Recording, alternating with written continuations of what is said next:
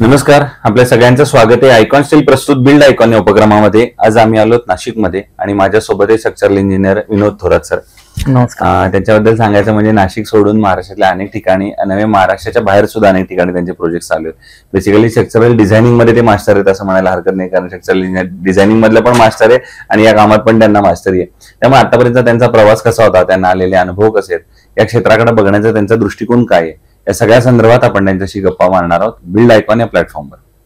नमस्कार सर. नमस्कार. तर आपण गप्पांना अशी सुरुवात करूया. ते म्हणजे सुरुवातीला मला विचारायचं आहे की आपल्या लहानपणापासून म्हणजे आपली शाळा कुठली होती, मग कॉलेज कुठलं होतं, आणि सगळ्यात महत्वाचं सिव्हिल इंजिनिअरिंग या फील्ड निवडण्यामागची प्रेरणास्थान कोण होतं, इन्स्पिरेशन कोण होतं ज्यांच्यामुळे तुम्ही या क्षेत्राकडे आलात, आणि हा KG to PG असा सगळा प्रवास कसा होता? मनपा क्रमांक 9 ची शाळा होती, तिथे मी शिकलो. 1ली ते 4थी माझं तिथं केलं.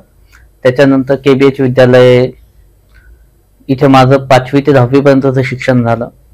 ते शिक्षण घेत असतानाच मला असं लक्षात आलं की पुढचं जे शिक्षण आहे, तर माझ्या वडिलांची फार इच्छा होती की ते बेसिकली एक सिव्हिल कॉन्ट्रॅक्टर्स होते आणि त्यांची अशी इच्छा होती की जसे स्ट्रक्चरल इंजिनियर्स येतात, आपण त्यांच्यासमोर साईटचं प्रेझेंटेशन करतो आणि त्यांना दाखवतो, तर त्याच पद्धतीने माझ्या मुलांनी काहीतरी केलं पाहिजे. तर त्यामुळे मेन प्रेरणा सोर्स तर तेच होते की त्यांनीच मला इन्स्पायर केलं की सिव्हिल इंजिनिअरिंग कडे जायला पाहिजे. आणि त्यानंतर मग डिप्लोमा केला मी. तर डिप्लोमा श्री महावीर एज्युकेशन मधनं केला. त्यानंतर माझं डिग्रीचं जे काही शिक्षण आहे ते नेमिनाथ जैन ह्या चांदवडीच्या ह्या कॉलेजमधून आलं. ते करत असताना असं लक्षात आलं की आपल्याला मास्टर हे केलं पाहिजे, आणि ते संपतं की मी पुढे ME साठी सबका नॉलेज हब या ठिकाणी ऍडमिशन घेतलं आणि तिथे केलं. आणि 2014 मध्ये हा प्रवास म्हणजे शिक्षणाचा जवळपास संपत आला. त्यानंतर असं आलं की यांना प्रॅक्टिस केली पाहिजे आणि प्रॅक्टिस साठी कुठेतरी आपण गेलो पाहिजे. मी नाशिकमध्ये बरेच कन्सल्टंट कडे गेलो की एक जॉब रोल्स वगैरे साठी हे करण्याचा, आणि पण योगायोगाने कदाचित मला तो भेटला नाही नाशिकमध्ये. आणि त्यानंतर मग मी एक आर्किटेक्ट होते, त्यांच्याकडे प्रॅक्टिस करत होतो. थोडे दिवस त्यांच्याकडे प्रॅक्टिस केली आणि ते करत असतानाच ऑनलाईन वगैरे सर्चिंग चालू होतं. त्यानंतर मी मुंबई येथे गेलो आणि मुंबई इथे गेल्यानंतर माझी जी पहिली कंपनी होती ती विजय जोशी अँड असोसिएट म्हणून होती. तिथे काम करत असताना म्हणजे पहिल्याच दिवशी गेलो आणि साधारणपणे माझे जे बॉस होते त्यांचं वय त्यावेळेस साधारणपणे 68 वर्ष एवढं वय होतं, आणि त्यांचा अनुभव फार मोठा होता त्या क्षेत्रामधला. मोस्टली त्यांच्याकडे ऑडिटची कामं असायची, रेन्फोर्समेंट डिझायनिंगचे असायचे. एक 22-25 माळ्यापर्यंत आम्ही एक मॅन्युअल कॅल्क्युलेशनच्या बेसिसवरती काम करत होतो. तर त्यामुळे मॅन्युअल कॅल्क्युलेशन हा प्रकार जो होता तो फार फंडामेंटली स्ट्रॉंग होत गेला. बरोबर. पण योगायोगाने त्यांच्याकडे एक भारत पेट्रोलियमचं ऑडिटचंही काम आलं, BPCLचं, माऊलगाव मुंबई. तर माऊलगाव मुंबईमध्ये गेलो असताना मग तिथे हे कळालं की ऑडिट कसं होतं, त्याचा रिपोर्ट कसा बनवला जातो. तर साधारणपणे मी 3 ते 4 महिने BPCL मध्ये ऑडिटचं काम करत होतो. ऑडिट केलं, त्यानंतर 5-6 महिने तिकडे जॉबला केलं. मग पुढे करिअरमध्ये ग्रोथ येत होती आणि बघितलं की आता थोडं 1-1.5 वर्ष झालंय, आपण दुसरीकडे ट्राय करायला पाहिजे. तर माहिमतुरा कन्सल्टंट म्हणून आहेत मुंबईचे, मग मी त्यांच्याकडे जॉबला अप्लाय केला आणि तिथे मला कुलकर्णी सर आणि मूर्ती सर यांचं मला गायडन्स तिथे लागलं. आणि तिथे प्रामुख्याने गाडगीळ सर, हे प्रोफेसर गाडगीळ पण बऱ्याच वेळेस येत होते. तर त्यावेळेस त्यांच्याबरोबर पण बरंच संभाषण व्हायचं किंवा स्ट्रक्चरल डिझायनिंग मधले छोट्या मोठ्या गोष्टी त्यांच्याकडनं शिकायला मिळत होत्या. मग ते करत असताना एक 2-3 वर्ष तिथे काम केलं. मग तिथे सॉफ्टवेअर कसे वर्क करतात, काय करतं, हे सगळ्या गोष्टी इथे शिकलो. मग तिथे मी साधारणपणे पहिलाच प्रोजेक्ट मला मिळाला की जो एक 22 माळ्याच्या बिल्डिंग्स होत्या, 7 बिल्डिंग्स होत्या, आणि त्या सक्सेसफुली डिझाईन वगैरे केलं त्यांचं. आणि त्याच्या गायडन्स मध्येच मग मी माझी ग्रोथ चांगली होत गेली की तिथे मला हायराईज बिल्डिंग हा जो कॉन्सेप्ट आहे तिथे बऱ्यापैकी क्लिअर होत गेला की हायराईज मध्ये काम कसं केलं जातं काय. त्यानंतर मी स्विच झालो. प्युरो हॅपोल्ड म्हणून ही लंडनची कंपनी आहे. मग तिथे काम करत असताना म्हणजे परदेशामध्ये काम कसं होतंय, काय होतंय, त्या गोष्टींमध्येही आपण काम करत गेलो. आणि मग जसं एक्सपो 2020 असेल त्याच्यावरती पूर्ण काम केलं. हाँगकाँग ओशन पार्क ह्या प्रोजेक्ट वरती काम केलं. त्यानंतर मग तिथनं परत मग स्विच करण्याची वेळ आली आणि दुसरीकडे गेलो. थॉर्टन अँड टॉमस सिटी म्हणून एक कंपनी होती, तिथे एक जॉब केला. तिथे एक जीप 85 स्टोरीचं टावर होतं, त्याचं पूर्ण रिव्ह्यू केलं आणि 2-3 प्रोजेक्टचं रिव्ह्यू केलं. तर मग त्याच्यामध्ये एक कन्सेप्ट अशा सगळ्या क्लिअर होत गेल्या की डिझाईन कसं केलं जातं, एक्झिक्युशन कसं होत आहे, किंवा मग पीअर रिव्ह्यू म्हणून हा रोल काय असतो तो पण प्रामुख्याने तिथे ना स्पष्ट होत गेला. आणि तो रोल पार करत असताना मग कोरोनाची लाट आली आणि मग घरच्यांचंही असं मला एक दडपण आलं की साधारणपणे आपण मुंबई पुण्यात न राहता एक नाशिकमध्येच काहीतरी चालू करावं. मग नाशिकमध्ये आल्यानंतर एक थोडस चॅलेंजिंग काम होतं की क्लायंट बेस मिळवणं, नवीन कामं करणं असं. तर ही कामं करत असताना थोडंफार मी कॉन्ट्रॅक्टिंगचं पण एक थोडंसं काम करत होतो आणि डिझायनिंगचं करत होतो. पण डिझायनिंग करत असताना आणि छोटे मोठेच कामं करत होतो. तर ते कामं करत असताना माझी ओळख शैलेश पटेल ह्या ग्रस्ताची झाली आणि तो चांगल्या मोठ्या स्केलला चांगलं कॉन्ट्रॅक्टिंग मध्ये काम करत होता. मग त्याने सांगितलं की मी एक प्रोजेक्ट करतोय आणि तुम्ही यापूर्वी काय करायचे की तुमचं बोलणं वगैरे राहणं तर म्हणजे असं वेगळं वाटतंय थोडंसं. बरोबर. तर मग मी त्यांना सांगितलं की मी पूर्वी अशा कंपन्यांमध्ये काम करत होतो, असं मोठं लेवलचे काम करत होतो. ते मला म्हणाले की विनोद भाई एक काम करोगे मेरे साथ में चलो, आप क्या काम करते हो ना वो हमारे सर उनसे बात कीजिए क्योंकि उनका भी नासिक में फर्स्ट मतलब 34 स्टोरी का बिल्डिंग आ रहा है. बरोबर. तर क्युलियन पार्क ही जी होती ही बिल्डिंग, तर त्याचं आलं.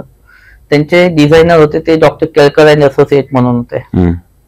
तर आम्ही ज्यावेळेस हे सगळं कळालं मला, मग आम्ही गेलो आणि वेदांग नाईक सर होते तिथे, मग त्यांना भेटलो. मग त्यांच्याशी गप्पा मारत असताना कसं करता येईल, काय करता येईल, ह्या गोष्टी सगळ्यांवरती विचार केला. मग ते बोलले ठीक आहे की एक आपण करूयात, नवीनच नाशिकमध्ये काहीतरी कॉन्सेप्ट आहे की रिव्ह्यू करायचं दुसऱ्याचं काम किंवा थर्ड पार्टी चेकिंग करायची. तर ही चेकिंग कशी करायची किंवा काय कसं असतं. तर मग मी त्यांच्याकडे गेलो आणि त्यांना सांगितलं की ह्या पद्धतीने चेकिंग होतं, ह्या सगळ्या गोष्टी होतात. मग याच्यात महत्वाचं होतं की मुंबईची जी कंपनी त्यांचं ती खूप प्रख्यात कंपनी आणि मोठं नाव आहे त्यांचं ह्या पूर्ण डिझायनिंग मध्ये. तर त्यांचा पण एक म्हणजे होकार मिळवणं फार गरजेचं होतं. मग त्यांनाही आम्ही सांगितलं की आम्ही रिव्ह्यू करतोय प्रोजेक्टचं आणि त्यांनी खूप पॉझिटिव्ह घेतलं. ते त्यांनी सांगितलं ठीक आहे की ना तुम्ही करा रिव्ह्यू आणि काही ज्या गोष्टी असतील त्या आपण कंप्लायन्सेस करूयात. मग हे करत असताना मग तिथनं माझी मेन मुळामध्ये सुरुवात झाली, सेकंड इनिंग चालू झाली की डिझायनिंग मध्ये येण्याची. असं फार म्हणजे अप्स अँड डाऊन्स होते, पण ते एका दृष्टीने एकाच वेळेला वाटचाल चालले होते. ज्या बाजूला तुम्हाला जायचं होतं डिझायनिंगच्या त्या बाजूला चालू झाले. मग आता या क्षेत्रातल्या काही प्रश्नांकडे येऊया. त्यातला पहिला एक महत्वाचा प्रश्न आहे, एक अगदी बेसिक प्रश्न आहे, तो म्हणजे की स्ट्रक्चरल डिझायनिंग कडून डिझाईन करून घेणे आणि कुठल्याही काय म्हणतो कमी प्रशिक्षित किंवा दुसऱ्या कुठल्या तरी रेग्युलर माणसाकडनं डिझाईन करून घेणे, याच्यात फायदा काय होतो जो भविष्यातले तोटे आपण वाचवू शकतो. बेसिकली काय आहे की ना युजीसी पे जो आला त्याच्यामुळे पूर्ण महाराष्ट्रामध्येच आपलं हे चालू झालं, काय म्हणतात सगळीकडे हायराईज बिल्डिंग वगैरे चालू झालं. आणि जो एक काळ असतो कुठल्याही सिटीला डेव्हलप होण्यामध्ये आणि एक हे करण्यामध्ये, तर आपल्याकडे काय झालं की सडन राईज झालं. तर त्याच्यामुळे जे एक हे असतं काय म्हणतात आपलं मुंबई पुणे इकडच्या कन्सल्टन्सला थोडासा वाव मिळाला इकडे काम करण्यामध्ये, कारण की त्यांचा अनुभव त्या क्षेत्रामध्ये फार जास्त होता. मग आम्ही जेव्हा इथे करतोय हे काम, तर आम्हाला एक जाणीव अशी येते की ऍज अ स्ट्रक्चरल इंजिनियर किंवा जे दुसरे जे लोक काम करतात, जसं तुम्ही म्हणालात की फायदे काय आणि तोटे. बरोबर बरोबर. तर फायदा एक असा असतो की याच्यामध्ये तुम्हाला कॉस्ट इव्हॅल्युएशन करता येतं. तुम्हाला आता बऱ्याचशा गोष्टी जसं अर्थक्वेक आहे, विंड आहे, ह्या सगळ्या गोष्टींचे पॅरामीटर्स चेक करता येतात की प्रोफेशनल माणूस त्या अँगलने विचार करतो की काय झालं पाहिजे, कसं झालं पाहिजे. बरोबर. आणि तोटे असे असतात की बऱ्याच वेळेस माणसाचा अनुभव कमी पडतो किंवा एक त्याचे सर्टन लिमिटेशन्स असतात, तो त्या लिमिटेशनच्या वरती विचार नाही करू शकत. तर ह्या गोष्टी आहेत की ज्या बघाव्या लागतात. दुसरं आणखीन एक महत्वाचं, जे आर्किटेक्ट कडनं प्लॅन येतो, बिंग स्ट्रक्चरल डिझायनर, आणि त्याच्यानंतर तुमचं काम सुरू होतं, त्यामुळे प्रश्न असा आहे की तुमच्यामध्ये स्ट्रक्चरल डिझायनिंगचं त्याच्यावर तुम्ही कसं काम करता, पहिली गोष्ट. आणि दुसरं एक अंडरवेट आणि ओव्हरवेट ही प्रॅक्टिस फार कधीपासून चालते, तर त्याबद्दल तुमच्याकडनं ऐकायचं. आता आमच्याकडे आर्किटेक्ट कडनं सगळ्यात पहिले प्लॅन येतो, तर आम्ही एक बीमच्या पोझिशनिंग मार्क, कॉलमच्या पोझिशनिंग मार्क करतो. कॉलम पोझिशन आम्ही आर्किटेक्टला पाठवतो. एकदा ते अप्रूव्ह झाल्यानंतर एक साधारणपणे त्याच्या सायझेस काय येतील ही सेकंड स्टेज असते. पण आम्ही त्या सोबत देताना टॉप टू बॉटम पूर्ण सगळ्या फ्लोरचं फ्रेमिंग पण देऊन टाकतो, म्हणजे त्याचे बीम्स कसे येतील, काय डेप्थ येतील, हे एक व्हिज्युअलायझेशन करण्यासाठी एक फार गरजेचं असतं की आर्किटेक्ट्सला पण, आर्किटेक्ट आणि ओनर, कारण की विजन हे त्यांचं असतं आणि ते आपल्याला पुढे न्यायचं असतं. ऍज अ स्ट्रक्चरल इंजिनियर ही आपली जबाबदारी की कोणाचं तरी विजन आपल्याला कम्प्लीट करायचं, बरोबर, की आपल्याला ऑब्स्टॅकल ठेवायचंय, हा सगळ्यात मोठा एक विषय येतो. कारण की बऱ्याच वेळेस असं होतं की थोडस हे पण असतं, आर्किटेक्टला डेप्थ कमी लागतात किंवा स्ट्रक्चरलच्या डेप्थच्या रिक्वायरमेंट असतात, बरोबर, पण त्याच्यामध्ये अल्टरनेट व्ह्यूज वगैरे फाइंड आउट करावे लागतात. आणि ते करत असताना बऱ्याचशा गोष्टींमध्ये आपल्याला नवीन नवीन गोष्टी अडॉप्ट पण कराव्या लागतात. बरोबर. आणि तुमचा दुसरा प्रश्न होता की एक अंडर डिझाईन आणि ओव्हर डिझाईन मध्ये, तर बेसिकली असं होतं की अंडर डिझाईन आणि ओव्हर डिझाईन, जर तुम्ही एका प्रोफेशनल माणसाकडनं जर डिझाईन करून घेतलं तर तो अंडर डिझाईनही करणार नाही आणि ओव्हरही करणार नाही. तो बॅलन्स डिझाईन करेल की जी रिक्वायरमेंट आहे ती सॅटिस्फाय करेल, तो ना की तो ओव्हर टाकेल. बऱ्याच वेळेस असं होतं की यांना कदाचित अनुभव कमी पडतो आणि त्याच्यामुळे तिच्यावर एन्फोर्समेंट जास्त जाते. बरोबर. किंवा मग कदाचित असं होतं काही वेळेस की ओव्हर डिझाईन पण केलं जातं की एक फॅक्टर ऑफ सेफ्टी हातामध्ये पकडून किंवा याच्यासाठी. पण एक प्रोफेशनल माणूस जो आहे की तो त्याचं बॅलन्स डिझाईन हे नेहमीच तो प्रोड्यूस करतो. बरोबर. एक थोडा वेगळा प्रश्न आहे, तो आहे नाशिक जिल्ह्याच्या विकासाचा विजन. असं जर एक स्ट्रक्चरल डिझायनर म्हणून तुम्हाला विचारलं तर तुमच्या डोळ्यासमोर कुठले मुद्दे येतात आता, ज्या मुद्द्यावर प्रशासनानं काम करण्याची गरज आहे येणाऱ्या 10-15 वर्षात, जर नाशिकचा एक सर्वांगीण विकास आपल्याला आणि इंजिनिअरिंग दृष्ट्या या दृष्ट्या जर हवा असेल तर? नाशिक ही फार डेव्हलप सिटी होत चालली आज, कारण की वर्क फ्रॉम होम मुळे पण बरंच जी IT क्षेत्रामध्ये काम करणारी मंडळी आहे तर त्यांचं सेकंड होम हे नाशिक आहे. तर इथे येताना ती लोक सगळं बघतात, कारण की आपल्या शहराला निसर्ग पण चांगला लाभलेला आहे की ज्याच्यामुळे लोकांचं अट्रॅक्शन इथे फार मोठ्या प्रमाणावर होतं. आपल्या इथे निसर्ग आहे, सगळ्या गोष्टी आहेत, पण आता प्रॉब्लेम असा आहे की ना कुठल्या गोष्टी ठेवून आपल्याला पुढचा विकास करायचा आहे, तर तो म्हणजे आपल्या इथे असलेलं इन्फ्रास्ट्रक्चर. आणि इन्फ्रास्ट्रक्चरवरती काम करणे फार काळाची गरज आहे, कारण की आपल्या इथे आता मोठे टावर उभे होत आहेत, तर त्याच्यामुळे एका टावरमध्ये साधारणपणे 500-600 फॅमिलीज राहायला येणार.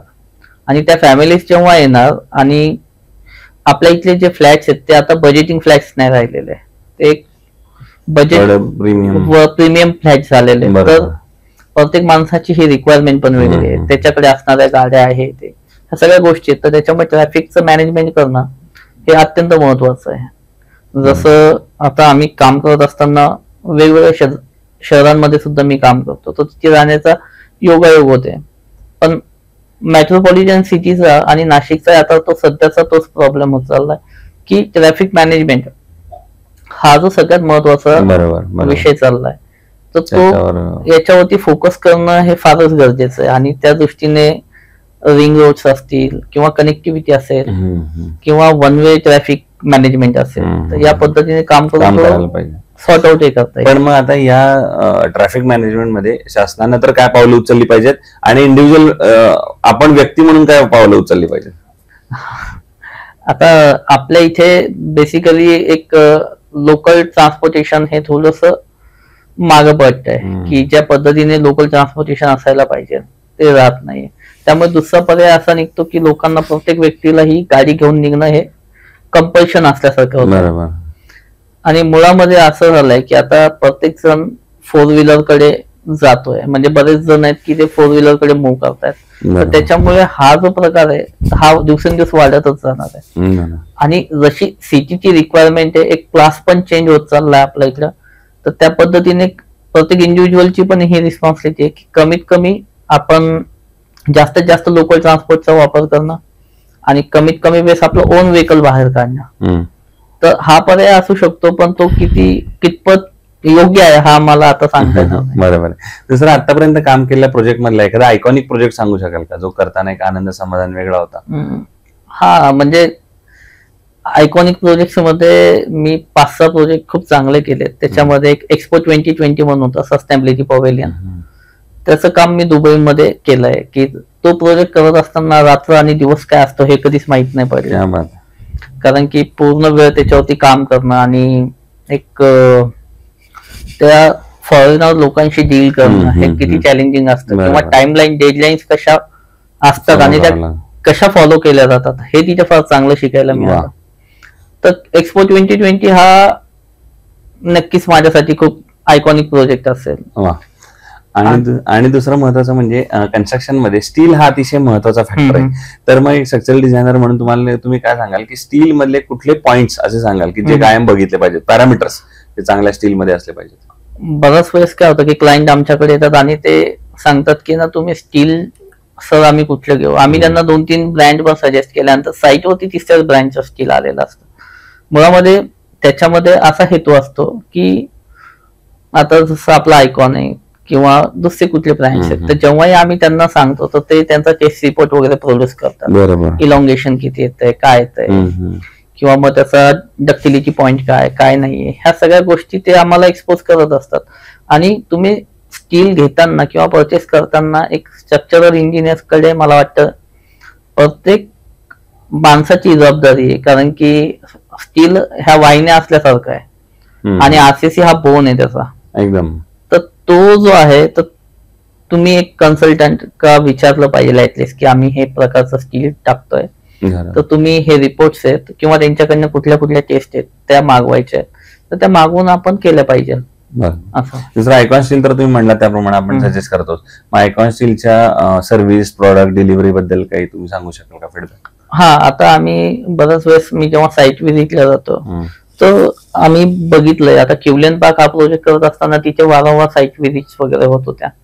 तर आयकॉन स्टीलची रिक्वायरमेंट जेव्हाही त्यांनी दिली आहे तर विदिन द टाइम त्यांनी तिथे प्रोव्हाइड पण केलंय. आणि दुसरी गोष्ट अशी आहे की त्यांचा फॉलोअप चांगला आहे आणि टेक्निकल टीम पण चांगली. तुमचे काही जे डाऊट्स असतील, जसं आम्ही सांगितलं होतं की तुम्ही सगळ्या डायाचे बार द्या त्यांना आणि बारचे डाया देऊन त्यांच्याकडनं हे म्हणजे त्यांचे टेस्ट रिपोर्ट्स द्या, तर त्या त्यांनी कुठले हेरिटेशन न ठेवता त्यांनी त्या टेस्ट करून घेतल्या दिल्या.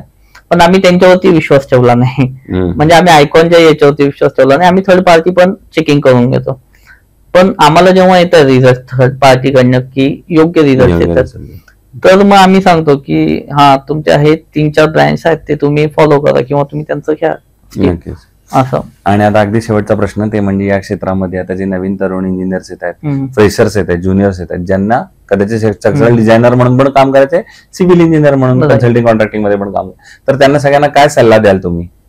ऍज अ स्ट्रक्चरल इंजिनियर मी एक गोष्ट सांगेल की मी फार हुशार नव्हतो, पण मला हे माहिती होतं की बेसिक फंडामेंटल्स काय आहेत आणि कसे. फंडामेंटल कॉन्सेप्ट वरती फार लक्ष देणं गरजेचं आहे जर तुम्हाला स्ट्रक्चरल इंजिनिअरिंग मध्ये येतात. आता मुळात जेवढेही मुलं आमच्याकडे इंटरव्ह्यूला येतात त्यांचं एकच असतं की सर आम्हाला सॉफ्टवेअर्स येतात पण बेसिक येत नाही.